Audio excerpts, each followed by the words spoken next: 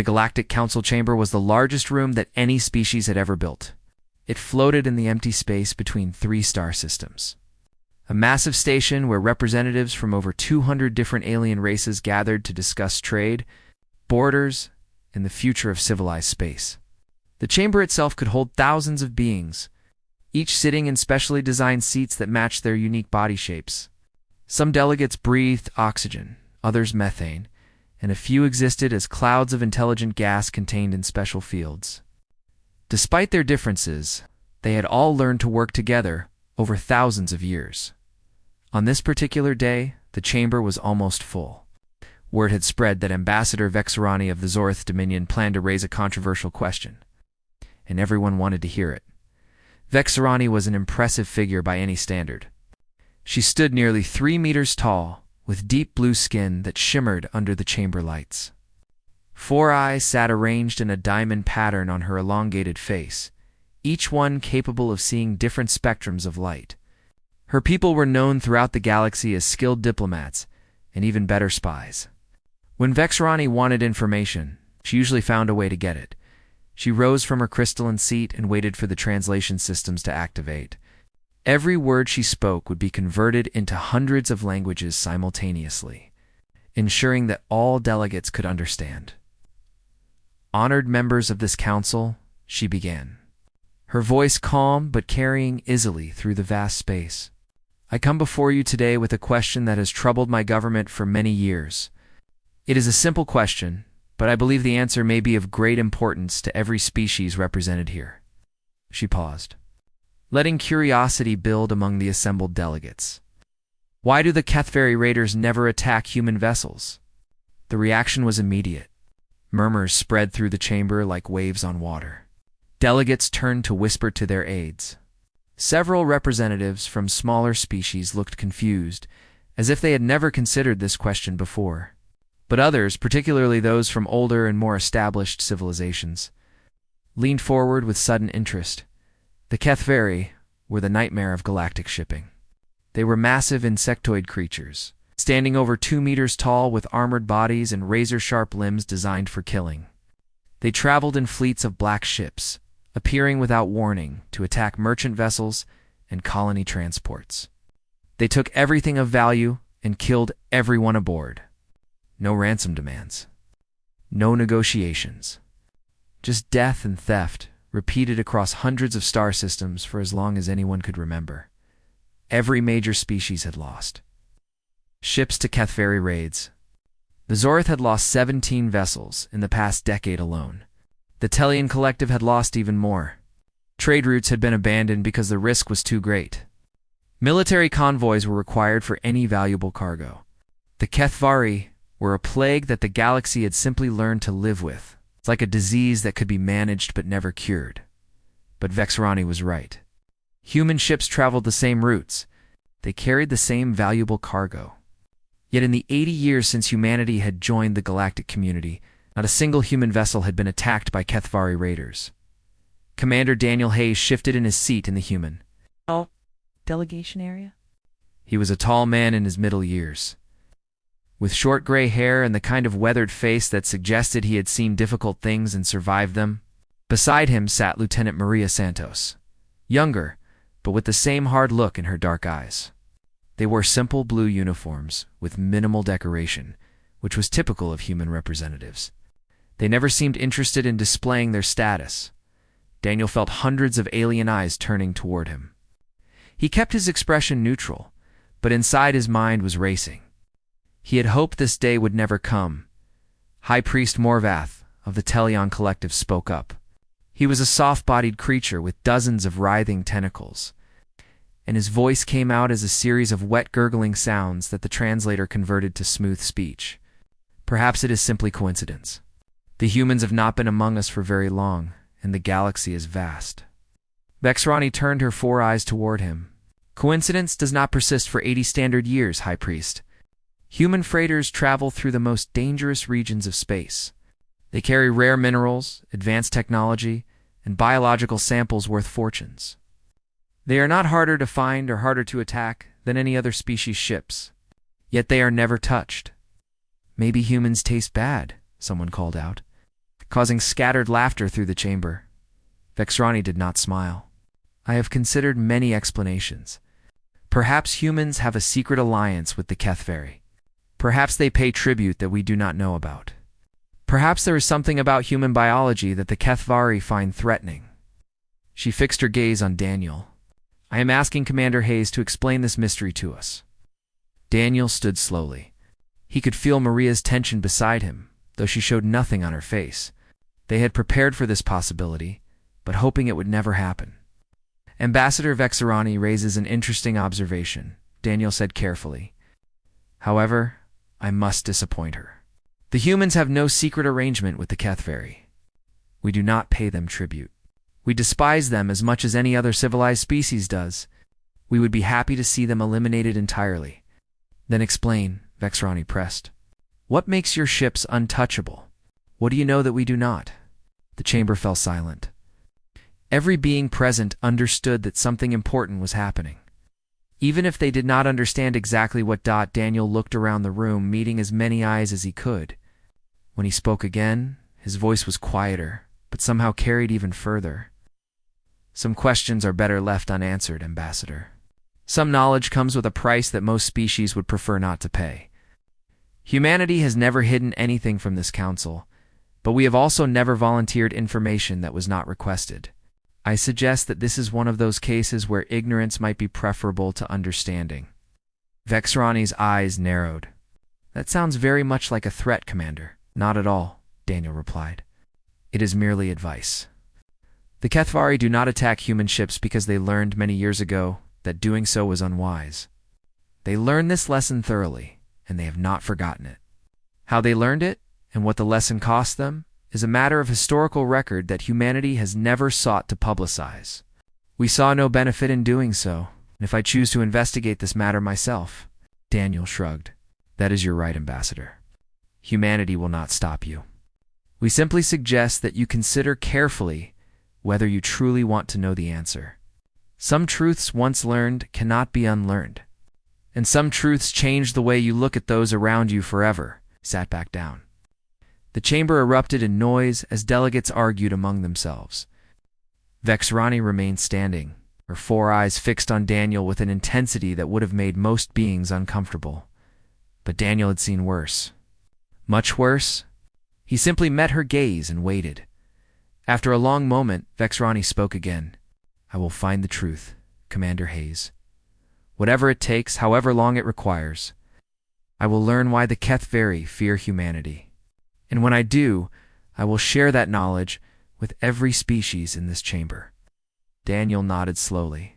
Then I wish you luck, Ambassador, and I hope you are prepared for what you find.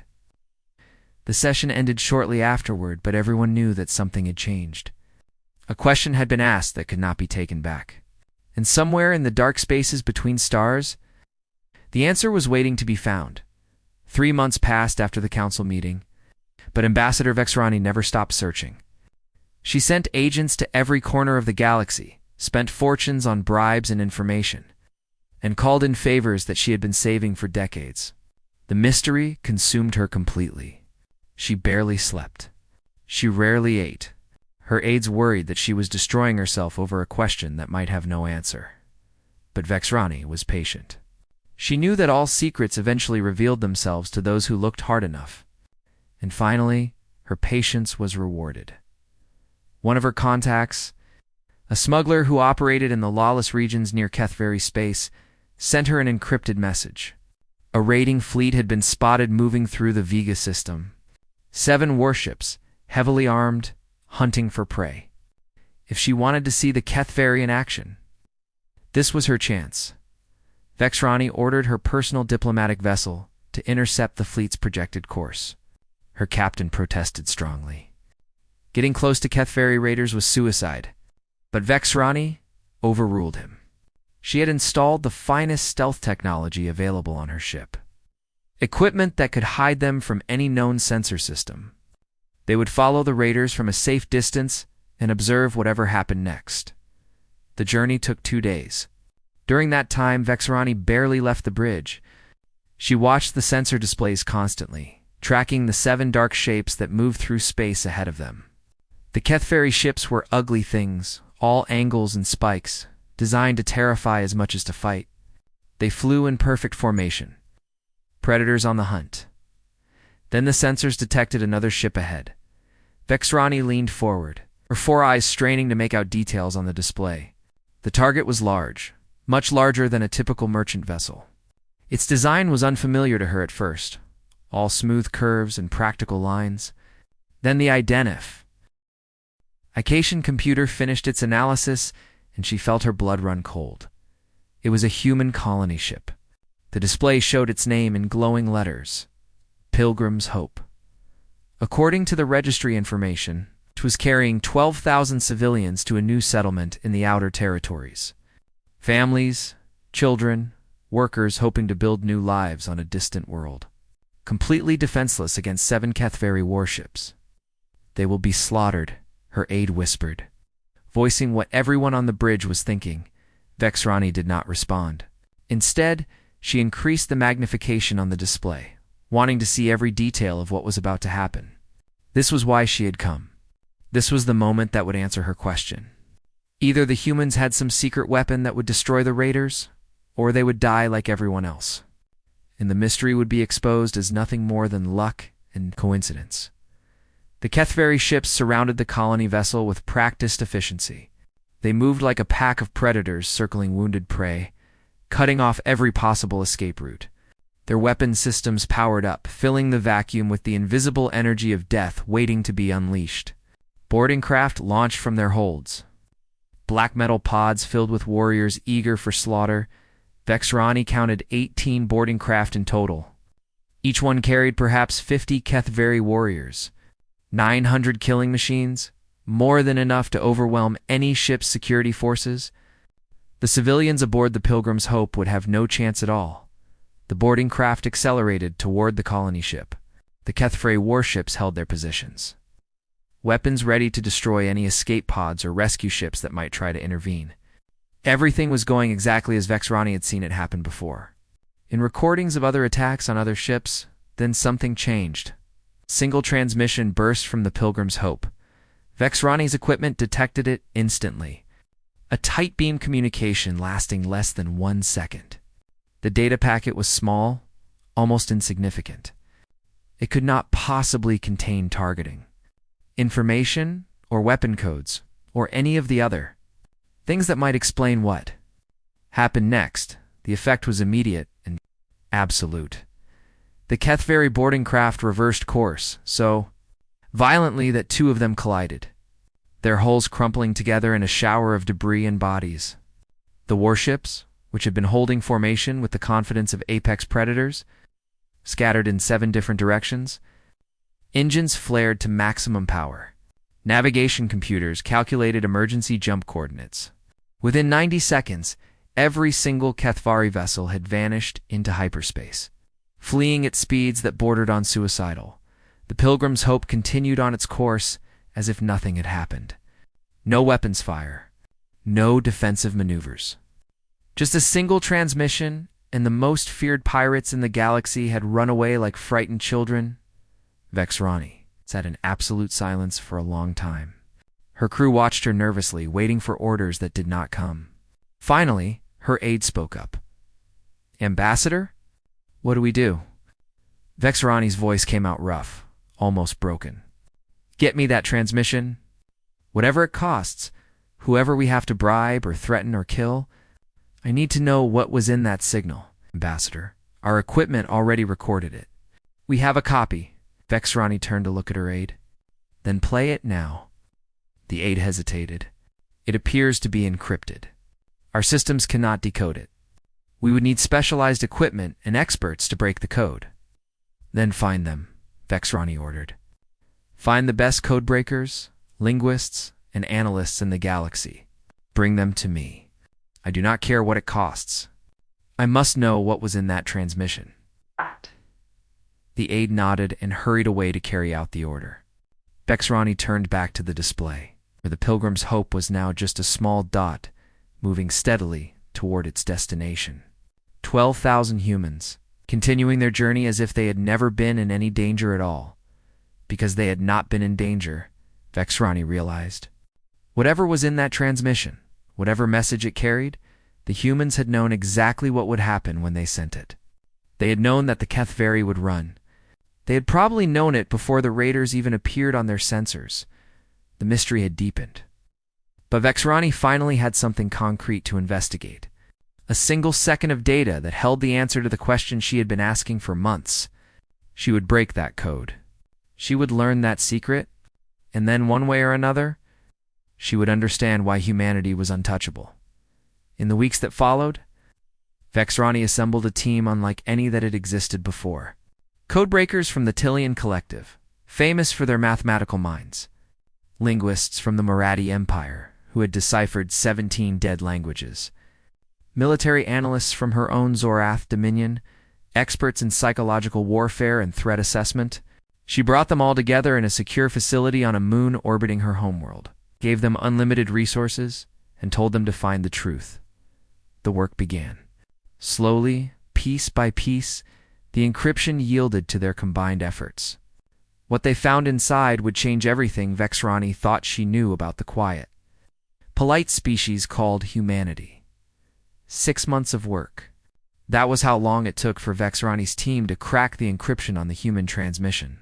6 months of the finest minds in the galaxy working day and night, burning through computational resources that could have powered entire cities. When they finally succeeded, Dr. Krill called Vexrani to the analysis chamber personally. Krill was a fascinating creature. He had 6 legs, compound eyes that could process visual information faster than any computer, and a brain specifically evolved for pattern recognition. His species had been solving impossible puzzles since before most other races discovered fire.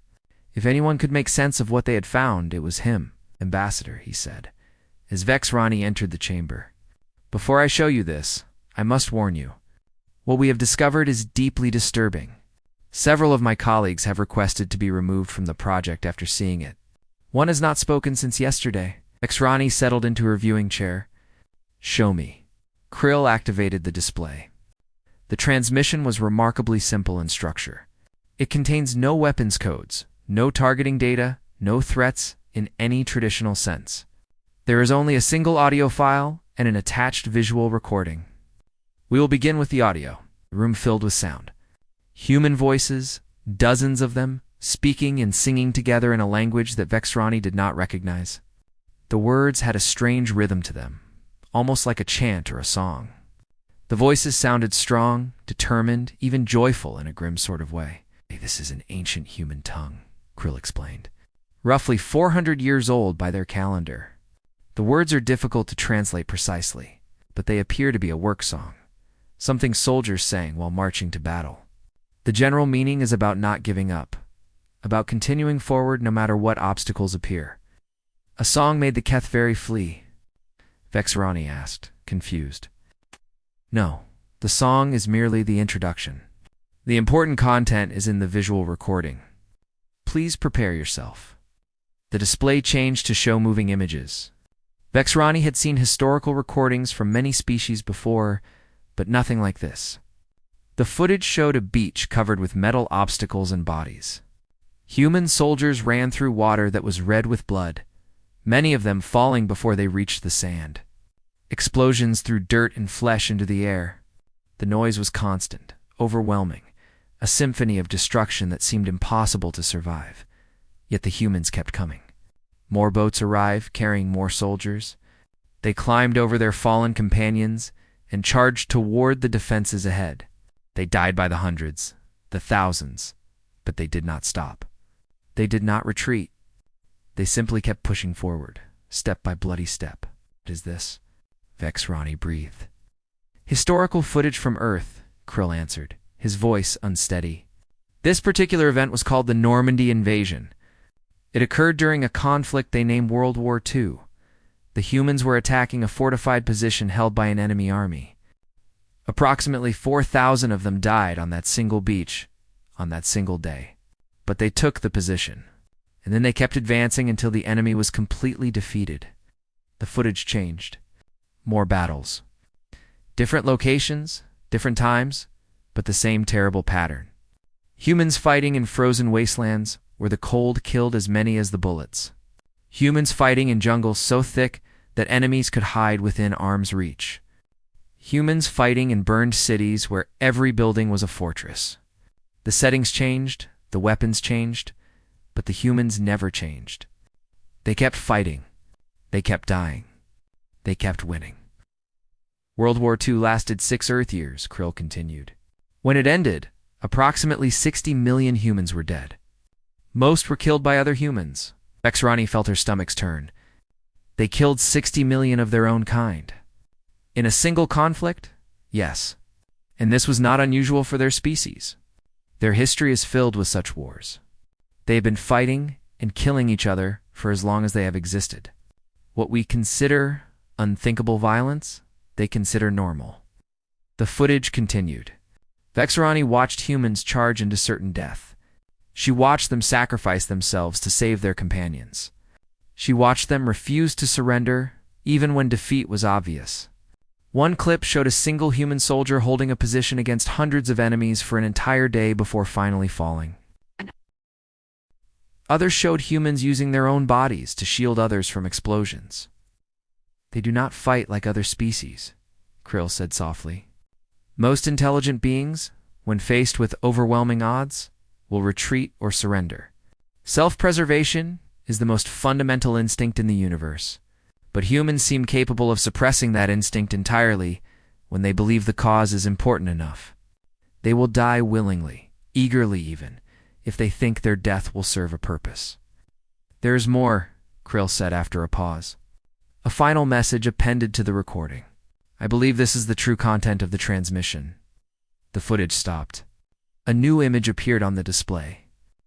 A human woman sat behind a desk looking directly into the camera.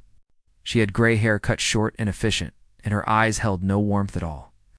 According to the identification text, her name was Admiral Patricia Vance. When she spoke, the translation software rendered her words in perfect galactic standard. But the coldness of her voice needed no translation. To whomever receives this message, what you have seen is who we are.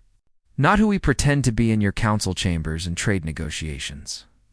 Not the polite, reasonable species that you think you know. This is who we become when our people are threatened. The Admiral did not blink. Her expression did not change. The Kethbri learned this lesson many years ago. They attacked a human colony called Harvest Moon. They killed 8,000 of our people. Men, women, children. They thought we were weak. They thought we would submit or flee or beg for mercy, like the other species they had preyed upon. Her voice dropped lower, colder. We spent the next 3 years hunting them. Every ship, every base, every world where their kind lived. We found their breeding grounds. We found their queens.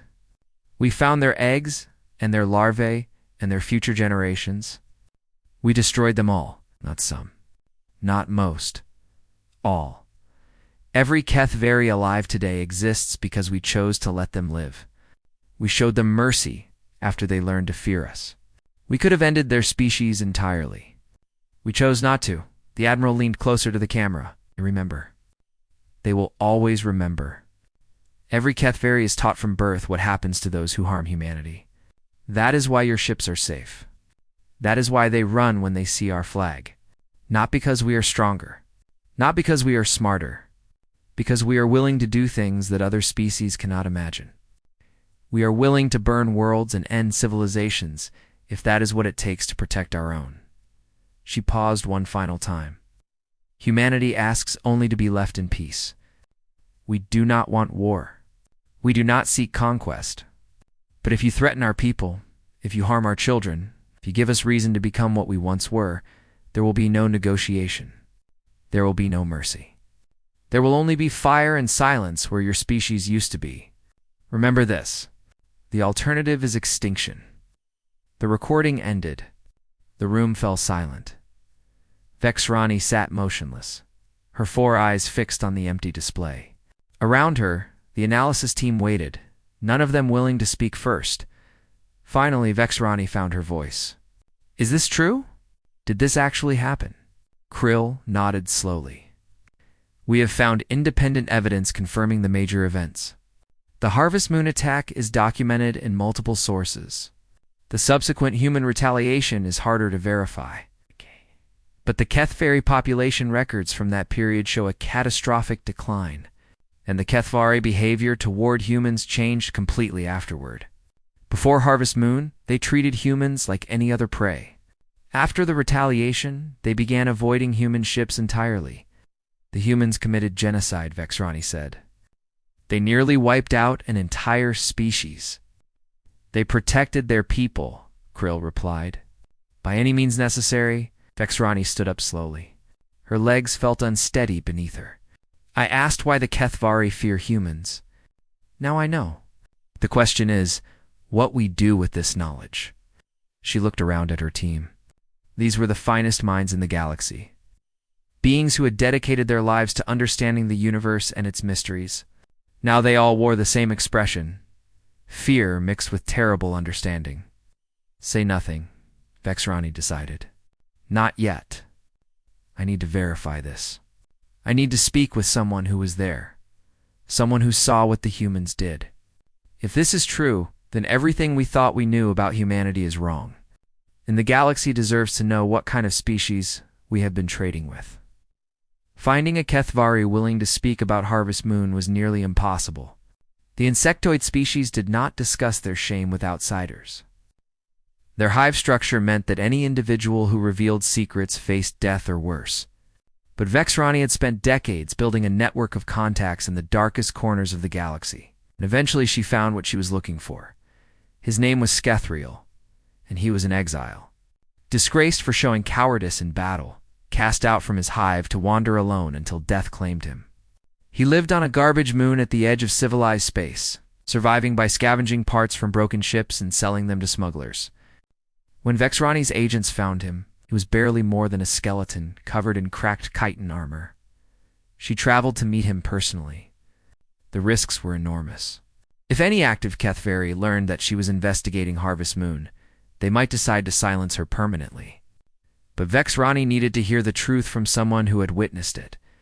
The recording had shown her what humans claimed to have done. Now she needed to know if those claims were accurate. The meeting place was a rusted cargo container half buried in the moon's toxic soil. Skethriel waited inside, his compound eyes reflecting the dim light from Vexrani's translator device. He was old, far older than most of his kind lived, and his body bore countless scars from battles long past. You wish to know about the humans? He said without preamble. His voice was a harsh clicking sound that the translator struggled to convert. About what happened after Harvest Moon. I wish to know the truth, Vexrani replied. I have seen their recording. I have heard their claims. Now I want to hear what actually happened from someone who was there. Skethriel's mandibles clicked together rapidly, a sign of extreme agitation. Why do you seek this knowledge? What purpose does it serve? The galaxy deserves to know what kind of species we share space with. The old warrior was silent for a long moment. When he spoke again, his voice was quieter, almost broken.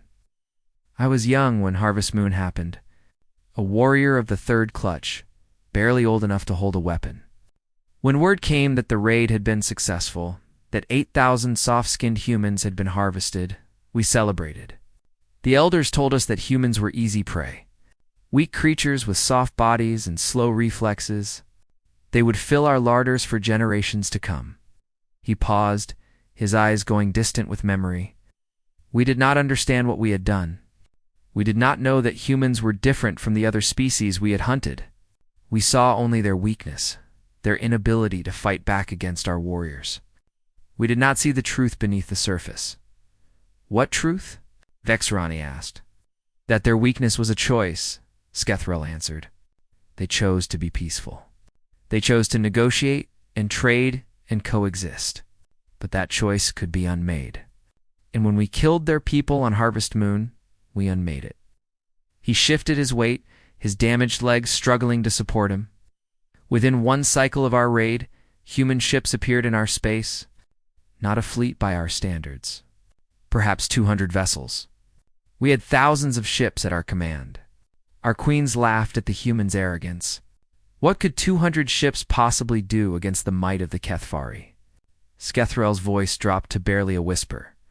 Everything. They could do everything, he continued slowly, each word seeming to cause him pain. They did not fight like other species. When we damaged their ships, they did not retreat for repairs. They kept coming. When we outnumbered them 10-1, they did not surrender. They found ways to even the odds.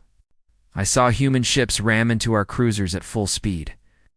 Pilots sacrificing themselves to take down vessels they could not defeat otherwise. I saw human soldiers trigger explosives strapped to their own bodies rather than be captured. I saw things that still wake me in the darkness, screaming. How did they find your homeworlds? Vexrani asked. They captured some of our warriors in battle.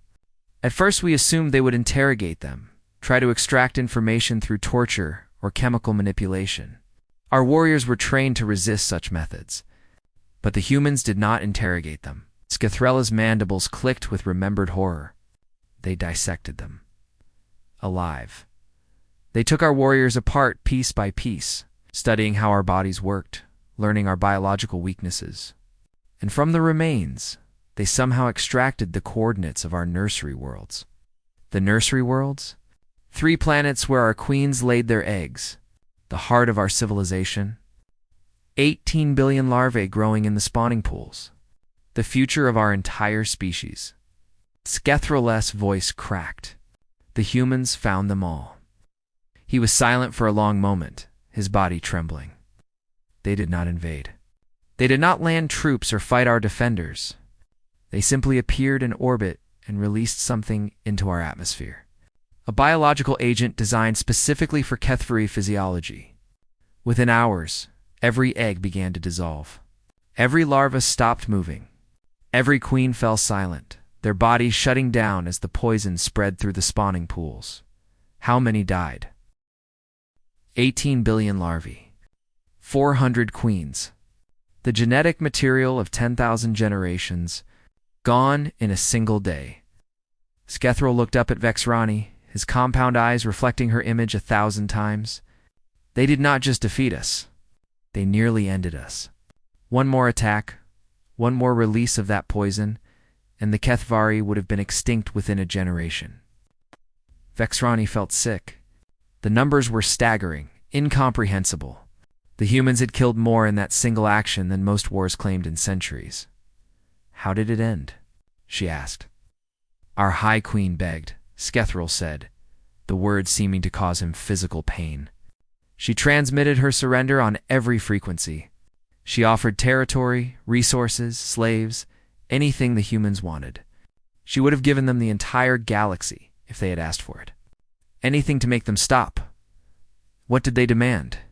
Only one thing. Skethrel met her gaze directly. Remember? That was their only condition. Remember what happens to those who harm humanity? Teach it to your offspring. Write it in your histories. Make it the first thing every Kethvari learns from the moment they hatch.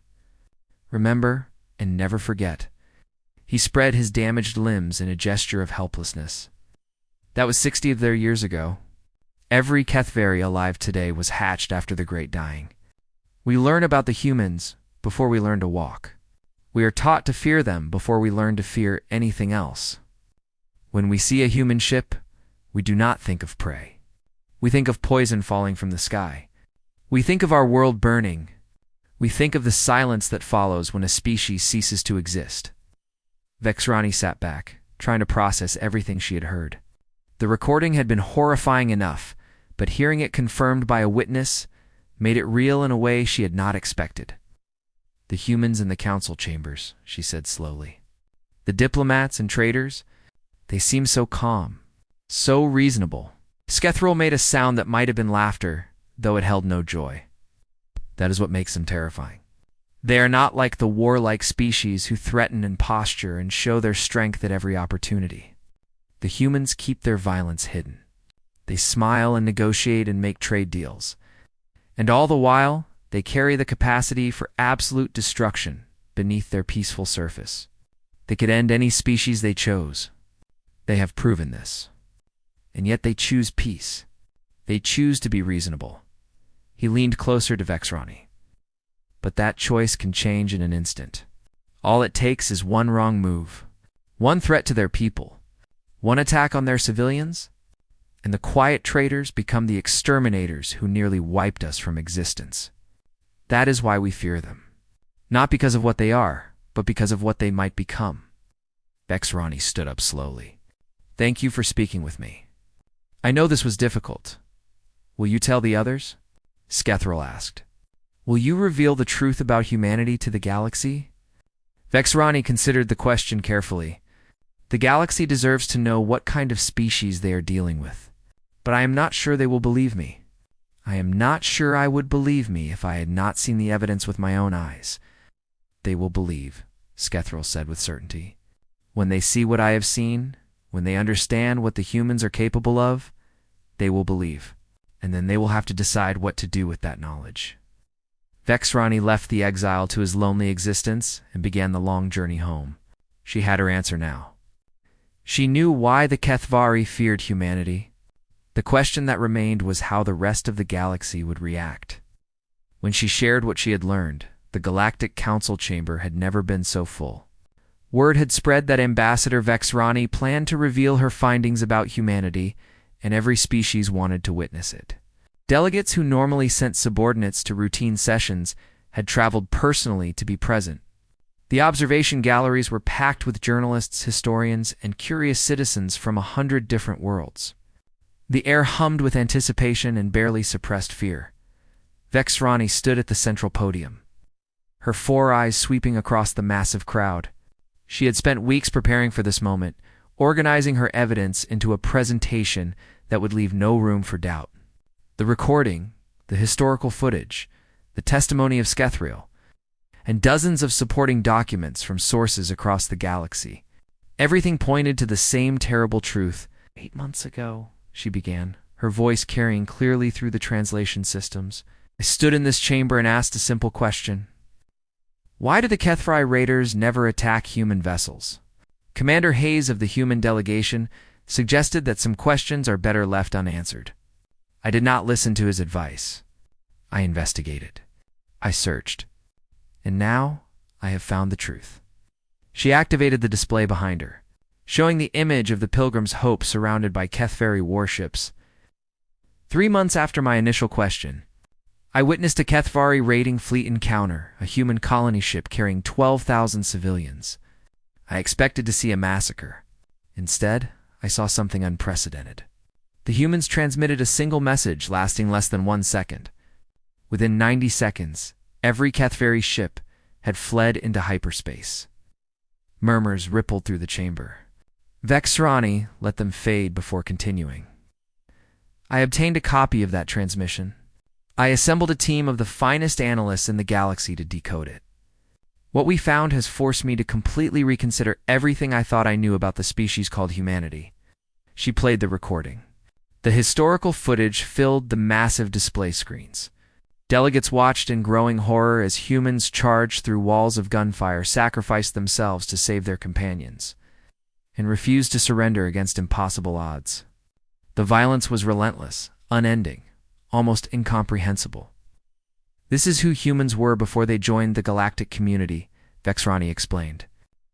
For thousands of years, they fought wars against each other with a ferocity that most species reserve for fighting alien invaders. They killed billions of their own kind. They developed weapons capable of destroying entire planets. They faced their own extinction multiple times, and each time they found ways to survive. The footage changed to Admiral Patricia Vance's message. Her cold voice echoed through the chamber, describing the destruction of the Kethvari nursery worlds in clinical detail. When she reached the final warning about the alternative being extinction, several delegates visibly flinched. I verified this claim independently, Vexrani said when the recording ended. I found a Kethvari survivor willing to speak about what happened. He confirmed everything. The humans killed 18 billion Kethvari larvae and 400 queens in a single day. They came within a single attack of ending the entire species. She turned to face the human delegation directly. Commander Daniel Hayes sat in his usual position, his expression unreadable. Lieutenant Maria Santos remained equally calm beside him. They showed no surprise, No shame, no reaction of any kind. The Kethvari attacked a human colony and killed 8,000 civilians, Vexarani continued.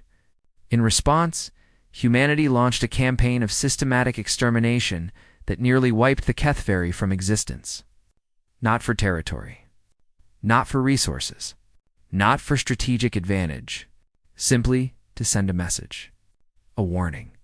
A promise that attacking humans would result in consequences beyond imagination.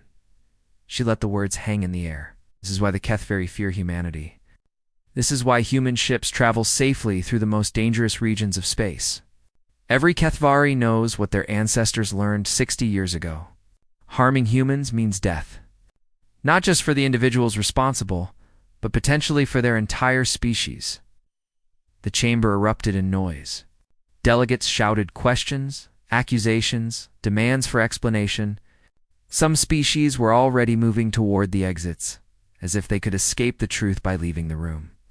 Others stared at the human delegation with naked fear in their eyes. Vexarani raised her hand for silence. I share this information not to condemn humanity, but to ensure that every species in this chamber understands the reality of our situation. Humans are not the strongest species in the galaxy. They are not the most advanced, but they possess something far more dangerous than strength or technology.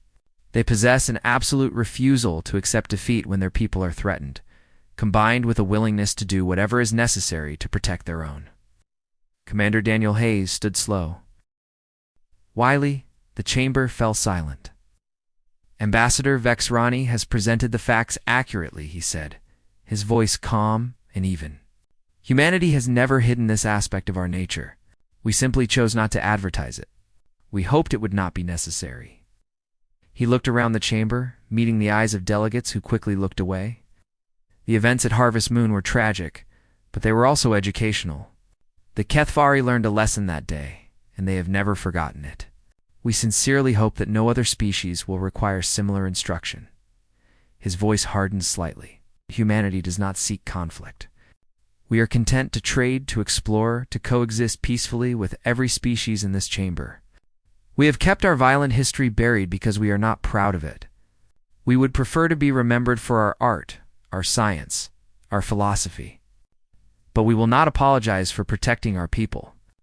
We will not pretend that we are incapable of violence. And we will not allow any species to believe that attacking humans is safe. He paused, letting his words sink in. The recording that Ambassador Vexarani showed you is broadcast from every human ship that travels through dangerous space. It serves as a reminder of what we are capable of. It is not a threat. It is simply the truth. Humanity prefers peace, but if we are forced to choose between peace and the survival of our people, we will choose survival every time. And we will pursue that goal with every resource at our disposal, without limit and without mercy. Daniel sat back down. Maria allowed herself a small smile. The session ended shortly afterward. No votes were taken. No resolutions were passed.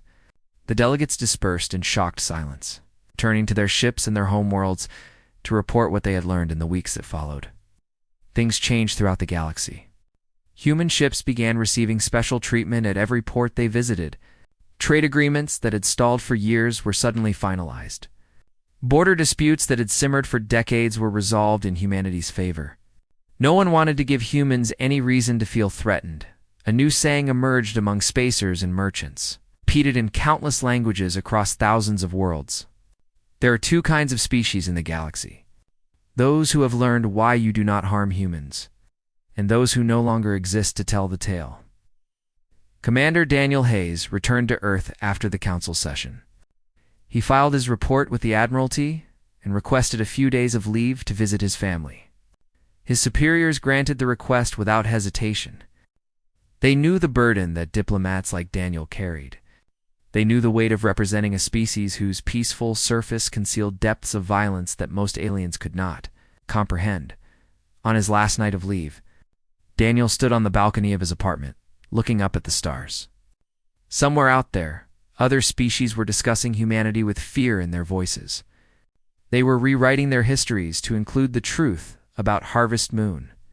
They were teaching their children to never, ever provoke the quiet creatures from Earth, Maria joined him on the balcony.